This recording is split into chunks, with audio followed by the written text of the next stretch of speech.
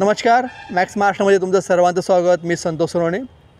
2024च्या निवडणुकीचा जर आपण विचार केला तर उत्तर महाराष्ट्रातील खास करून खानदेशचे 4 जागा येतात लोकसभेसाठी आणि 4ही जागांवर भाजपचे विद्यमान खासदार आहेत आणि आता ह्या 4ही जागांवर भाजप जवळजवळ 4ही जागा ज्या आहेत ह्या बदलण्याची शक्यता आहे अशी राजकीय वर्तुळात चर्चा आहे। 1-2 सीट सुरलं तर मात्र 4 पैकी खानदेशातील ह्या जागांवर उमेदवार बदलण्याची हालचाली जे आहेत भाजपकडनं सुरू झालेल्या आहेत। यामध्ये खास करून जर बघितलं की जळगाव, रावेर आणि धुळे तसंच नंदुरबार हे 4 लोकसभा मतदारसंघ येतात आणि या 4 लोकसभामध्ये हे 4ही लोकसभा गेल्या 10 वर्षापासून भाजपच्या बाजूने उभं राहिल्यात आणि त्यातल्या त्यात खास जळगाव आणि रावेर हे भाजपचे बालेकिल्ले मानले जातात आणि यामध्ये ह्या सगळं मतदारसंघांमध्ये आपण आजच्या व्हिडिओमध्ये आपण चर्चा करणार आहोत। कोणते उमेदवार असणार, कोणाचा पत्ता कट होणार आहे हे आपण या आजच्या व्हिडिओमध्ये पाहणार। पहिले आपण जर विचार केला तर रावेर लोकसभा मतदारसंघाचा जर आपण विचार केला तर रावेरचा लोकसभा मतदारसंघ हा भाजपचा परंपरागत बालेकिल्ला आहे आणि ह्या मतदारसंघामध्ये रक्षा खडसे गेल्या 10 वर्षापासून 2 टर्ममध्ये त्या खासदार आहेत आणि आता अशी चर्चा आहे की रक्षा खडसे ह्या ज्या एकनाथ खडसे यांच्या सून आहेत 2014मध्ये त्यांना तिकीट देण्यात आलं होतं भाजपकडनं खासदारकीचं आणि खास करून 2014मध्ये जर बघितलं तर विद्यमान त्यावेळेस खासदार होते हरिभाऊ जावळे। ज्यावेळेस दिल्ली मधनं जवळजवळ 10 उमेदवारांची यादी पहिल्या टप्प्यात जाहीर झाली होती आणि त्या यादीमध्ये हरिभाऊ जावळेंचं नाव होतं, मात्र त्यांचा ऐनवेळेस पत्ता कट झाला आणि त्यावेळेस एकनाथ खडसे यांच्या सून ज्यात रक्षा खडसे यांचा लोकसभेसाठी लॉटरी लागली होती। त्यानंतर 19मध्ये पुन्हा एकदा रक्षा खडसे ह्या ज्या आहेत दुसऱ्या टर्मच्या खासदार झाल्या। आता मात्र 2024मध्ये संपूर्ण चित्र बदलले आहेत। एकनाथ खडसे ह्या भाजपला सोडचिठ्ठी दिली आणि त्यानंतर आता ते राष्ट्रवादीमध्ये गेलेत। यामुळे एकनाथ खडसे यांच्या ज्या सून जे आहेत रक्षा खडसे यांचा पत्ता कट होतो का?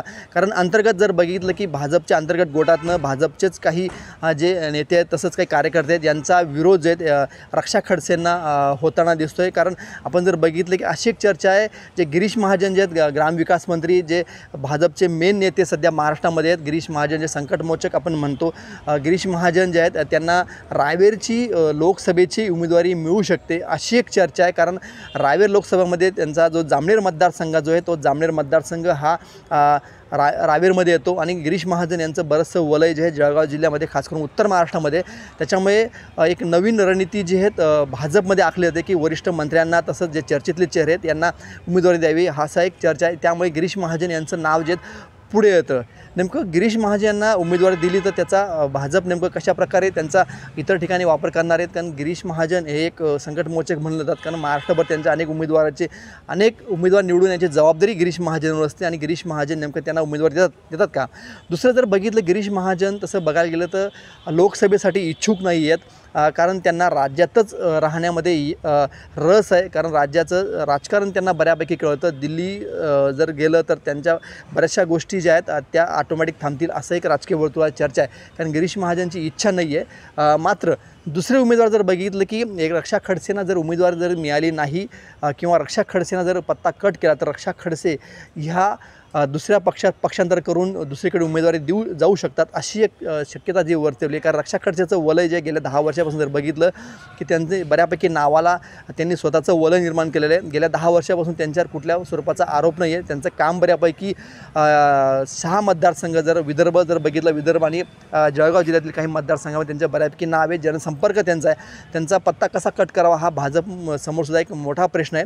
आणि दुसरं असं की हरिभाऊ जावळे यांचे चिरंजीव हरिभाऊ जावळे यांचे चिरंजीव जे आहेत अमोल जावळे जे यांचे चिरंजीव अमोल जावळे जे आहेत यांना उमेदवारी मिळण्याची शक्यता आहे। गिरीश महाजन नसतील तर रक्षा खडसे नसतील, गिरीश महाजन नसतील तर अमोल जावळे जे आहेत ते उमेदवार असू शकतात। कारण त्यांचा प्रचारसुद्धा सुरू झालेला आहे। त्यांनी भाजपच्या बूथ वाईज कमिटीमध्ये जर बघितलं की त्यांनी ही सुरुवात केलेली आहे। त्यांनी संपर्क अभियानाला सुरुवात केली आहे, ते लोकांशी संबंधित जोडत आहे।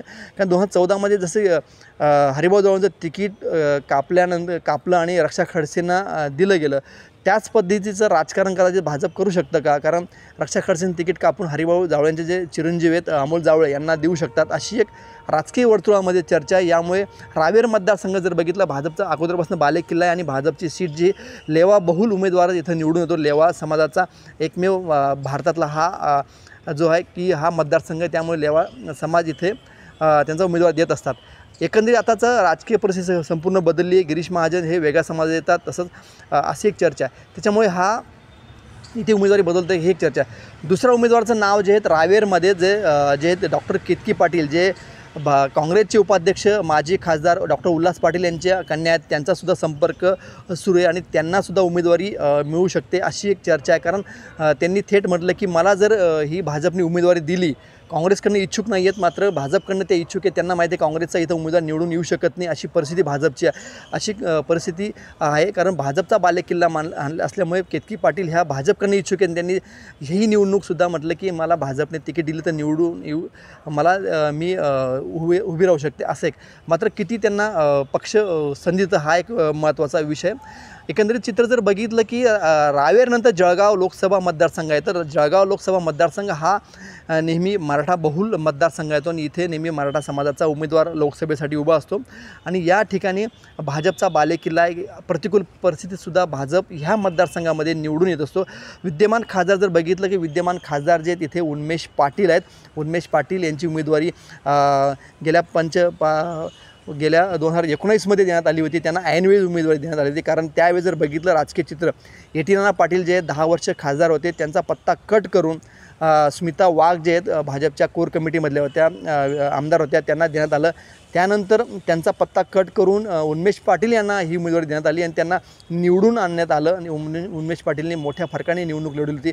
उन्मेष पाटीलचं पत्ता कट करण्याचं कारण जर बघितलं की अशी चर्चा आहे, उन्मेष पाटील आणि गिरीश महाजन यांचं खास असं काही जमत नाही आहे, त्याच्यामुळे त्यांचा पत्ता कट होऊ शकतो. कारण तिथे जे आहेत गिरीश महाजन यांचे खास जे आहेत चाळीसगावचे आमदार मंगेश चव्हाण यांची वर्णी दिल्ली कडे पाठवण्याची वर्णी लागू शकते अशी एक चर्चा आहे. मात्र हे कितपत साध्य होतं हा येणारा काळ ठरवणार आहे. मात्र मंगेश चव्हाणसुद्धा यांचं नावसुद्धा चालू आहे आणि उन्मेष पाटील यांचं जर बघितलं की 5 वर्षामध्ये संसदेमध्ये त्यांचं काम चांगलं केलं आहे असं एक पहिल्या 10 खासदारामध्ये नाव होतं. मात्र जनसंपर्क खास करून भाजपचे खालचे जे कार्यकर्ते ज्यांच्याशी त्यांचा संपर्क नाही, खास करून त्यांचं संवाद नाही आहे अशी एक आरोप उन्मेष पाटलांवर होत असतो. त्याच्यामुळे उन्मेष पाटलांचं तिकीट मिळतं का हा एक विषय असा आहे.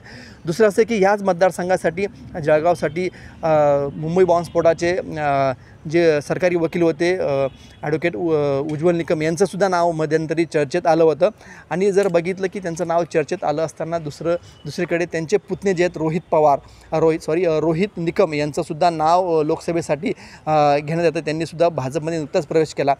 त्यानंतर एक नाव येतं की सध्या नुकतंच राम मंदिराचा विषय येतो आहे. राम मंदिराचा विषय आल्यानंतर अनेक ठिकाणी होर्डिंग जे लागले ते अविनाश पाटील जाधव म्हणून जे उमेदवार आहेत जे इच्छुक आहेत संघाचे जवळचे मानले जातात, कारण त्यांनीसुद्धा आपला प्रचाराला सुरुवात केली. नेमकी कोणाला उमेदवारी मिळते हा एक महत्त्वाचा विषय, कारण हा मतदारसंघ जो आहे भाजपचा बालेकिल्ला उभा राहतो. यामुळे बरेचसे इच्छुक आहेत. इतर पक्षांपेक्षा जर बघितलं की भाजपकडे उमेदवारी मागण्याचा कल सर्वाधिक आहे.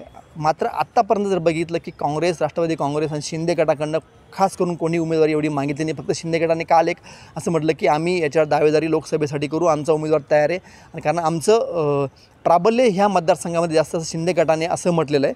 त्यामुळे त्यांचीसुद्धा दावेदारी दाखल केली. मात्र उमेदवार त्यांनी अजून सांगितलं नाही, हे एक महत्त्वाचं आहे. दुसरा खानदेशातला जो एक तिसरा मतदारसंघ आहे तो हा धुळे मतदारसंघ आहे. तो धुळे मतदारसंघाचं जर बघितलं की या धुळे मतदारसंघामध्ये विद्यमान खासदार जे दुसऱ्या टर्मचे 2 खासदार जे झालेले आहेत डॉक्टर सुभाष भामरे हे यांचं जर बघितलं की याने गेल्या 2 टर्ममध्ये हे खासदार होते आणि त्यांनीसुद्धा आम्हाला उमेदवारी मिळावी यासाठी प्रयत्न आहे. मात्र डॉक्टर सुभाष भामरे हे चांगला चेहरा भाजपसाठी होता. मात्र त्यांचा 10 वर्ष झाले, 2 टर्मनंतर बऱ्याचदा भाजप उमेदवारी कट करतो. त्यामुळे संपर्क एवढा होत नसल्यामुळे डॉक्टर सुभाष भामरे यांचा पत्ता कट होऊ शकतो आणि त्या ठिकाणी जे आहे की उमेदवारी मागण्यासाठी अनेक जणांची लाईन सुरू आहे. कारण मालेगाव मतदारसंघ येतो, मालेगाव येतं, धुळे येतं, साक्री असा जो भाग जो आहे हा सगळा धुळे मतदारसंघ आहे तो हा खूप मोठा मतदारसंघ येतो. नाशिक जिल्ह्याला लागून येतो.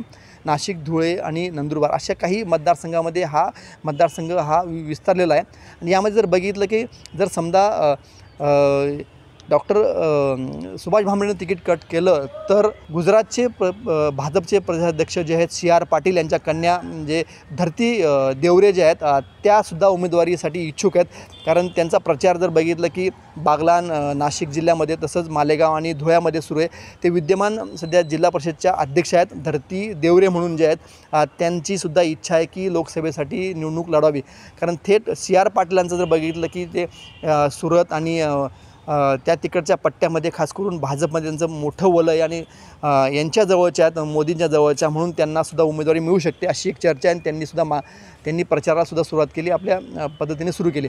यामुळे धरती देवरे जे आहेत ह्यासुद्धा उमेदवार असू शकतात अशी चर्चा आहे. दुसरं असे की एक IPS रिटायर अधिकारी आहेत, त्यांचं नाव जे आहेत रिटायर IPS अधिकारी प्रताप दिघावकर यांचंसुद्धा नाव यामध्ये चर्चेमध्ये आलेलं आहे की प्रताप दिघावकरांनीसुद्धा उमेदवारी दिली तर आपण लढू शकतो. दुसरं असं आहे की यामध्ये जयकुमार रावलांचंसुद्धा नाव यामध्ये सध्या येतं आहे. जयकुमार रावलचा मतदारसंघ तसा विधानसभा मतदारसंघ पक्का आहे, मात्र ते लोकसभेला कितपत फिट बसतात हा एक विषय. आणि दुसरं असं आहे की या मतदारसंघामध्ये जर बघितलं, धुळे मतदारसंघामध्ये जयकुमार रावलबरोबर जर अमरीशभाई पटेल यांचंसुद्धा नाव येतं, मात्र ते मागच्या वेळेस काँग्रेसच्या त्यांनी उमेदवारी केली होती, आता भाजपमध्ये त्यांनासुद्धा उमेदवारी मिळू शकते आणि अशी एक चर्चा. दुसरा शेवटचा मतदारसंघ खानदेशातला खूप महत्त्वाचा मतदारसंघ आहे, आदिवासी बहुल मतदारसंघ आहे, तो म्हणजे नंदुरबार जिल्हा. नंदुरबार जिल्ह्यामध्ये जर असं म्हटलं होतं की नंदुरबार जिल्हा ज्यावेळेस जो जिंकतो त्याची केंद्रामध्ये सत्ता येते, दिल्लीमध्ये सत्ता येते. 2014चा बदल जो आहे, डॉक्टर हिना गावित ज्या आहेत त्या भाजपच्या तिकिटावर उभ्या राहिल्या आणि त्यांना निवडून आल्या, त्यानंतर मोदी सरकार बसलं अशी चर्चा आहे. नंदुरबार हा पहिल्या नंबरचा मतदारसंघ येतो आणि ह्या मतदारसंघ खूप महत्त्वाचा भाजपसाठी मानला जातो, इतर पक्षांसाठी मानला जातो. जर बघितलं प्रचाराची सुरुवात काँग्रेस नेहमी नंदुरबार जिल्ह्यामधनं करतं, हा एक इतिहास आहे. आणि आत्तासुद्धा भाजपलासुद्धा हा मतदारसंघ राखण्यासाठी यासाठी तयारी सुरू आहे. मात्र ह्या मतदारसंघात जर बघितले, डॉक्टर हिना गावित ह्या दुसऱ्या टर्मच्या 14 आणि 19मध्ये खासदार राहिल्या आहेत. मात्र डॉक्टर विजयकुमार गावित परिवाराभोवतीच संपूर्ण जे आहेत भाजप किंवा त्यांचा पक्ष परिवाराभोवती फिरत असतो, त्यामुळे सर्वपक्षीय भाजपमधलेच काही नेते, तिथले काही कार्यकर्ते हे नाराज आहेत, कारण संपूर्ण कुटुंब विजयकुमार गावितांचं एकाच घरात संपूर्ण पदं जे आहेत त्यांना मिळाल्यामध्ये ते कुठेतरी नाराजी भाजपमध्ये सुद्धा आहे, मित्रपक्षांमध्ये सुद्धा आहे. त्यामुळे हिना गावित यांची उमेदवारी बदलावी यासाठी एक मोठ्या प्रमाणात दबाव गटसुद्धा सुरू झालेला आहे. नेमकं यामध्ये हिना गावित त्यांचं काम जरी 10 वर्षापासून आदिवासी ज्या योजना ज्या आहेत नरेंद्र मोदी केंद्र सरकारच्या योजना पोहोचवण्यात त्या यशस्वी झाल्यात आणि त्यांच्याशिवाय पर्याय दुसरा उमेदवार भाजपकडे सध्या तरी नाही. मात्र जे भाजपचे जे कुंवरसिंग वळवी जे ते जनसंघाचे जुने आहेत, त्यांचे चिरंजीव जे आहेत डॉक्टर विशाल वळवी यांचंसुद्धा नाव चर्चेमध्ये, तसंच भाजपचे एक आमदार आहे पावडी म्हणून, ते सुद्धा ह्या चर्चेमध्ये आहेत. मात्र हिना गावितांचा सध्या तरी नंबरवरती येतो. हिना गावितांचं तिकीट कापणं एवढं सोपं नाही आहे, मात्र भाजप ऐनवेळेस काही करू शकतं असं एक चित्र आहे. नुकतंच नंदुरबारमध्ये सर्वपक्षीय म्हणजे भाजपसह शिंदे गट, राष्ट्रवादी काँग्रेस आणि काँग्रेस यांनी एकत्र येऊन विजयकुमार गावित खास करून त्यांच्या परिवाराला विरोध करण्यासाठी नंदुरबार जिल्हा डेव्हलपमेंट फोरम नावाचा एक संघटना स्थापन केली आणि विजयकुमार गावितांना विरोध केला. विजयकुमार गावितांची फॅमिली एका साईडला आणि सर्वपक्षीय एका साईडला नंदुरबारमध्ये एकत्र फोरम स्थापन करून त्यांना विरोध केलेला आहे. त्याच्यामुळे हे एक चित्र जे आहेत येणाऱ्या लोकसभेच्या काही दिवसांनी ठेपून सर्व राजकीय पक्ष एकत्र आलेले आहे. नेमकं पाहायचं आहे की भाजप नेमकं कोणाला उमेदवार देतो, हे एक महत्त्वाचं. दबाव गट तर इतर पक्षांनी विजयकुमार गावित तसंच भाजपवर आणण्याचा प्रयत्न केला, त्यामध्ये भाजपचे काही जे वरिष्ठ पातळीचे जे सदस्य आहेत ते सुद्धा या फोरममध्ये स्थापन आहेत. त्यांनी जाहीर विजयकुमार गावित यांच्यावर सुद्धा टीका केली आहे. एकाधिकारशाही परिवारवाद म्हणून हा विजयकुमार गावितांवर केलेलं आहे. त्यामुळे भाजपसह इतर पक्षांनीसुद्धा त्यांच्या विरोधात घरातच त्यांची भांडण जे आहेत ते सध्या सुरू आहे. म्हणून नंदुरबार मतदारसंघ हा खूप महत्त्वाचा असणार आहे. जसं नंदुरबार, धुळे, जळगाव आणि रावेर हे मतदारसंघ येणाऱ्या काळामध्ये अनेक महत्त्वाच्या घडामोडी होतील, अनेकांचे पत्ते कट होऊ शकतात, तसंच काही उमेदवारांना रिपिटेशन होऊ शकतं, तसंच नवीन उमेदवार देऊ शकतो. आणि येणारा काळ 22 तारखेनंतर जो आहे ह्या चारही मतदारसंघ खानदेशामध्ये चित्र वेगळं असेल, असं चित्र तुम्हाला पाहायला नक्की मिळेल. मात्र यामध्ये नेमकं भाजपची खेळी नेमकी काय आहे, इतर पक्ष एवढ्या मोठ्या प्रमाणात दावेदार नाही, मात्र भाजपकडे उमेदवारांचा ओढा खूप जास्त आहे, कारण इथं मतदार जे आहेत आणि केडर जो आहे भाजपचा चांगला आहे म्हणून भाजपकडे डिमांड जास्त आहे. तसं बघितलं की इंडिया आघाडीने सुद्धा बऱ्यापैकी ताकद लावलेली आहे, मात्र इंडिया आघाडीकडनं कोणी अजूनपर्यंत इच्छुक जास्त प्रमाणात समोर येत नाही. तुम्हाला हा व्हिडिओ कसा वाटला तुम्ही नक्की कळवा. पाहत राहा मॅक्स महाराष्ट्र.